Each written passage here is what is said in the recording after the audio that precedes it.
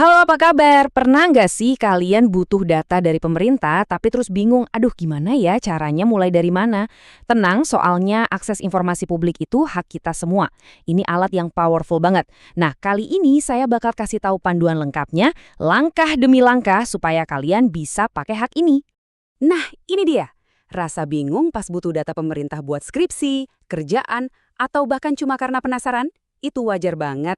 Banyak lo yang ngerasa gitu. Kelihatannya ribet kan? Tapi tenang aja, kita bakal urai satu persatu biar semua jadi gampang dan jelas. Oke, ini dia peta perjalanan kita. Pertama, kita bahas dulu kenapa ini hak kita. Kedua, apa aja yang perlu disiapin. Ketiga, gimana cara mintanya.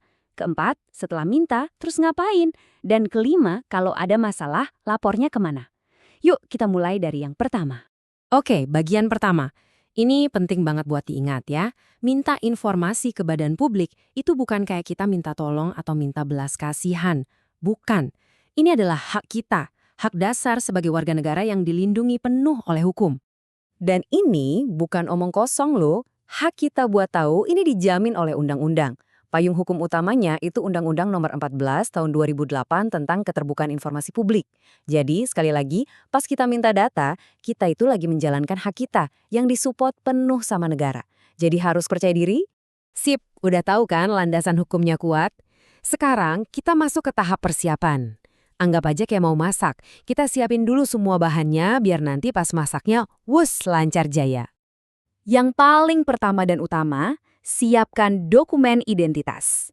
Ini penting banget buat verifikasi. Nah, syaratnya ini agak beda-beda sedikit, tergantung kalian ngajuinnya sebagai siapa. Apakah sebagai perorangan, mahasiswa, atau atas nama badan hukum. Yuk kita rinciin ya, biar nggak salah. Kalau kalian sebagai perorangan, cukup fotokopi KTP aja. Gampang? Kalau mahasiswa, nah perlu tambahan surat pengantar dari kampus plus fotokopi KTP. Buat badan hukum, misalnya perusahaan atau yayasan, siapin fotokopi akte pendirian yang udah disahkan. Terakhir, kalau kalian sekelompok orang, cukup pakai KTP perwakilannya aja. Simpel kan? Oke, selain identitas, ada beberapa aturan main penting nih. Catat ya. Pertama, harus spesifik. Jelaskan sedetail mungkin data apa yang kalian mau. Jangan ambigu. Kedua, sebutkan tujuannya buat apa. Misalnya buat penelitian, tugas akhir, atau lainnya. Ketiga, satu kali pengajuan itu maksimal 5 item informasi ya. Dan yang terakhir, biar rapi, selesaikan dulu satu permohonan sampai tuntas sebelum ngajuin yang baru. Nah, sekarang kita sampai ke intinya. Dagingnya nih. Gimana sih cara ngajuin permohonannya? Gampangnya ada 3 jalur utama yang bisa kalian pilih. Jadi, kalian bisa pilih mau datang langsung ke kantornya, kirim surat pos, atau cara yang paling saya rekomendasikan lewat online, yaitu lewat portal EPPID. Nah, EPPID ini singkatan dari Pejabat Pengelola Informasi dan Dokumentasi. Kenapa saya saranin online? Jelas karena paling cepat, paling gampang, dan kita bisa lacak prosesnya sampai mana. Praktis banget.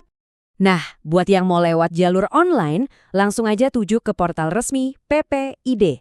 Alamat websitenya ini dia nih yang ada di layar. Langsung kita bedah langkah-langkahnya ya.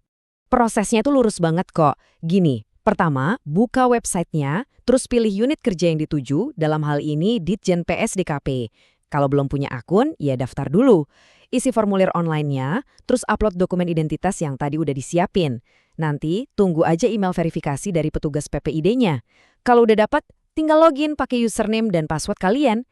Terakhir, isi deh formulir permintaan datanya, lalu klik kirim. Udah gitu doang. Oke, permohonan udah terkirim.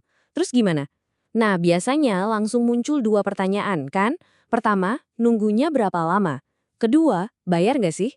Soal waktu tunggu, ini relatif cepat loh. Aturannya mereka punya waktu maksimal 10 hari kerja ya, bukan hari kalender, buat kasih jawaban. Entah itu datanya langsung dikasih atau minimal ada pemberitahuan statusnya gimana. Nah, hitungan 10 hari ini dimulai dari sejak permohonan kita diterima lengkap. Tapi ada tapinya nih, perlu dicatat, ada kemungkinan perpanjangan waktu. Misalnya kalau data yang kalian minta itu rumit atau perlu dikoordinasiin dulu, mereka bisa minta waktu tambahan sampai 7 hari kerja lagi. Tapi tenang, kalian pasti bakal dikasih tahu kok kalau ada perpanjangan. Sekarang soal biaya. Siap-siap ya, jawabannya adalah Rp0. Betul, gratis. Layanan informasi publik ini sama sekali nggak dipungut biaya. Keren kan? Karena prinsipnya, hak kita buat tahu itu nggak boleh terhalang sama urusan duit. Terakhir, kita ngomongin skenario terburuk. Gimana kalau misalnya udah lewat waktunya, tapi nggak ada kabar, atau data yang dikasih nggak sesuai? Eits, jangan pasrah, jangan diam aja. Ada jalur resmi buat kita ngadu atau kasih masukan.